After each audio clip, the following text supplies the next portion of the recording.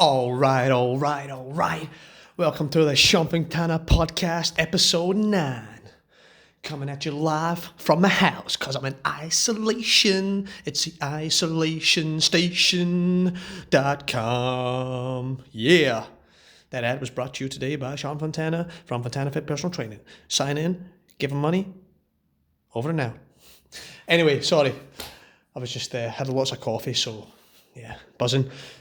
But my topic of discussion today is one of my clients, and also some of people on social media have been asking how to stay motivated with your running during the coronavirus, during this time of isolation, and trying to, stick to the rules but still stay motivated.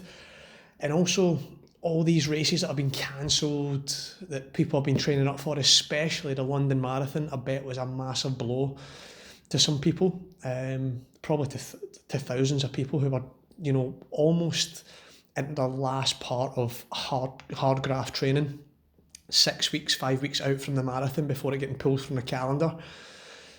I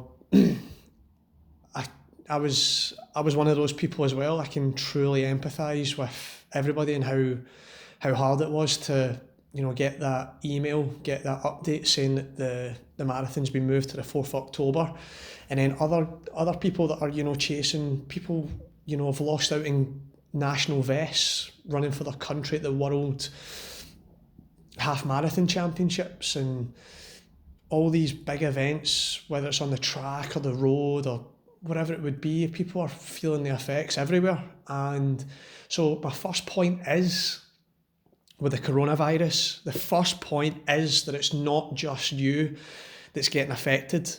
And I know that can be hard to take when you're in your own head and just be like, me, why this, why did this happen to me, why did this, but it's happening to everybody.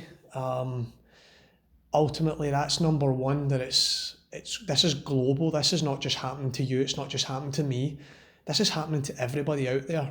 So everybody's feeling the wrath of this, but everybody's going to deal with it in their own way. And people are going to have to deal with it in their own way. I can't just click my fingers and say, snap out of it. It's the same way if you run a bad race or you have a bad performance when you're playing football or whatever it is.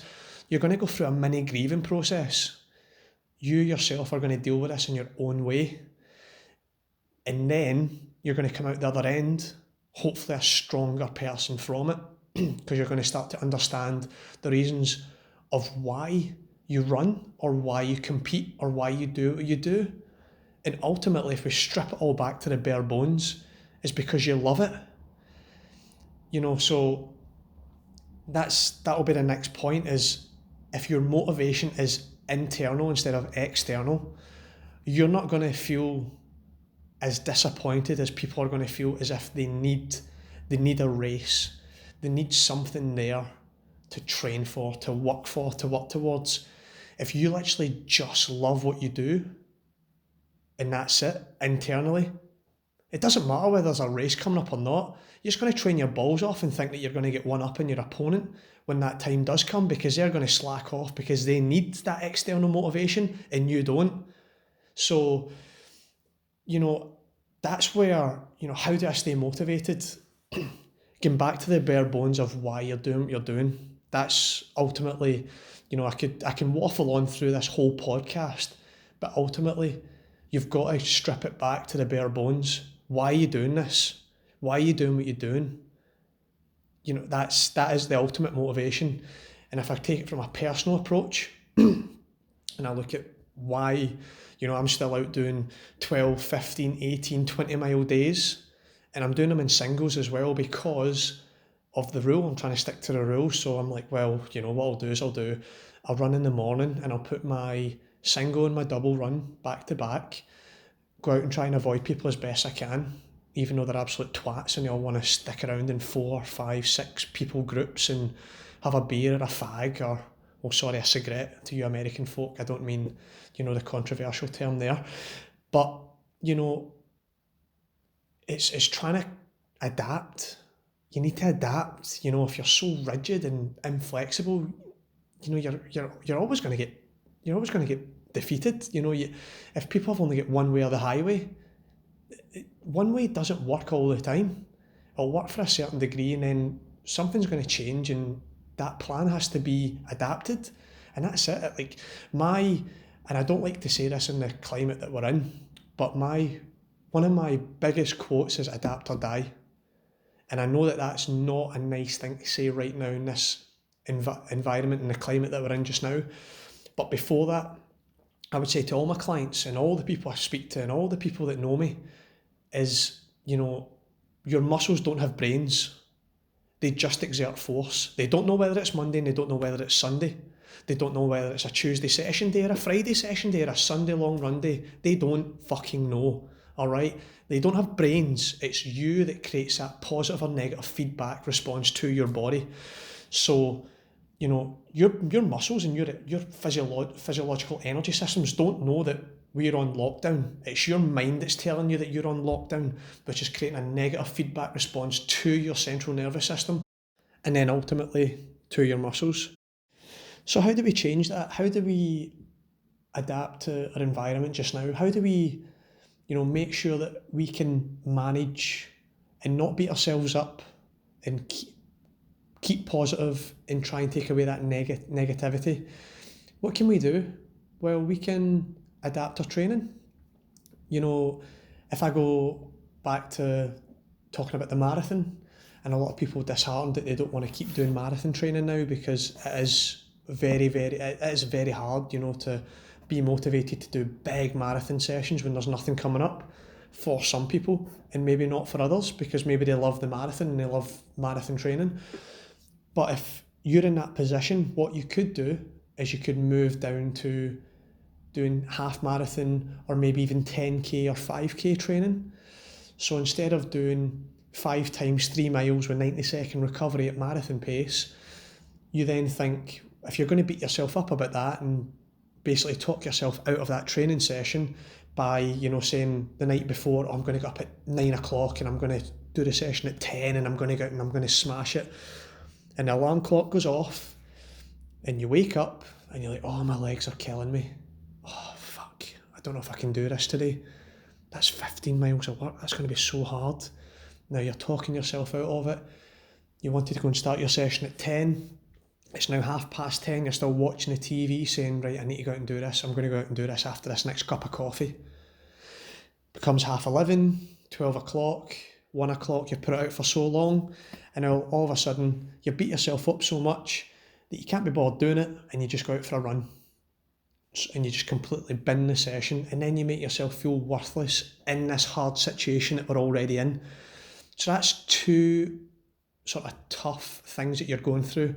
One, this new, hard, tough, isolated environment. And then the other one is that you're beating yourself up for not going out and doing marathon training.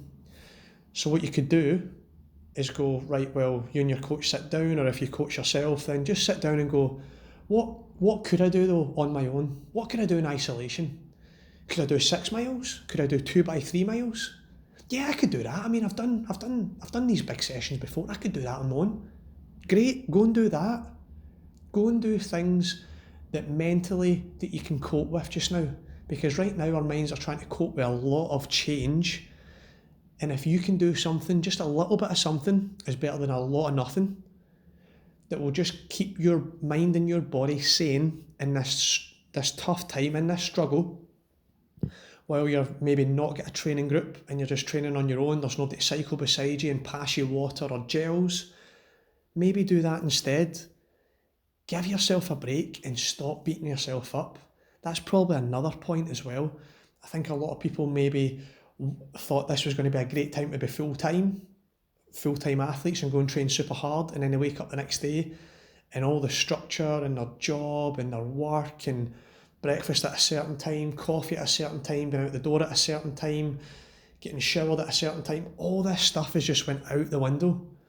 And now you maybe sleep in a wee bit more and you decide maybe your run's going to be at 12 o'clock instead of 9 o'clock and you're staying up a wee bit later. All the structures went out the door. And that's all right. That's happening to a lot of people. Just the last thing to do is don't beat yourself up any more than what you're beating yourself up with just now. You need to do things that you can do and that you're able to do mentally and physically. So if I take it from a personal experience of training up for the London Marathon, now what I want to do is maybe go and do a hill session, hill sprints, which may only be 3 miles long in volume, but it's super, super intense, and it's just something completely different. And it's something that I'm just going to enjoy. I'm going to be in the moment. I'm not going to be focusing on the marathon. I'm not going to be focusing on, hitting 100 to 120 miles a week. If it's 50 miles a week, if it's 60 miles a week, so be it. The reason being, I'm just going to have a bit of fun just now because, we're in a serious situation. I'm not going to take myself too seriously. I'm just going to have a bit of fun. I'm going to work on my weaknesses and just go back to why I do what I do. I don't do it because there's races coming up. I do it because I love this game. I love this sport. And that's one of my biggest motivators. I'll run all day if I can. But sometimes when you're training for a marathon, it can mentally grind your gears and make you question why you're running, because basically too much of anything is bad for you as well. So yeah, it's about mixing it up, making it fun, making it enjoyable. If you're not really enjoying your running just now, or you're enjoying your training at the moment, just do things that you've not maybe done in a couple of years, or 5-10 years. Just have fun with it. That's another thing when you're a happy athlete is a fast athlete. So these are just some of my tips to hopefully some that you can take away, some that you can bin. Because like I said, these things aren't going to work for everybody. This is just me giving some advice, and some of those points you may have liked, you may have enjoyed, that you're going to take on board, and then there's some that don't even apply to you. So I just wanted to make this video because my online running clients and my social media followers have been asking how you stay motivated, because I've maybe been checking my Strava, seeing that I'm still out running.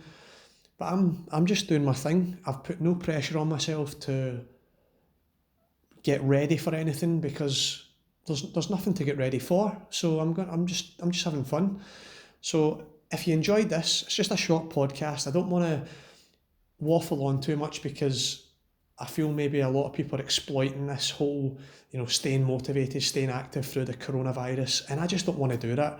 I just want to give you the couple of points to help you get out there, get out the door, get a bit of sun, get a bit of vitamin D, and feel good about yourself. I'm not going to tell you what I'm going to do and how I'm going to do this or do that. This isn't about me. This is about helping you guys through this tough time. And if I've got the motivation to do that, and the expertise and experience to do that, I want to share it with you. So if you like this, great, give it a wee like, give it a thumbs up, share it with people who you feel are going through a tough time mentally and physically right now, with there being no races on the calendar. Let them listen to this, and maybe it might spark up their underlying love for the sport. And that's it. I just want to get back to, why are you doing this?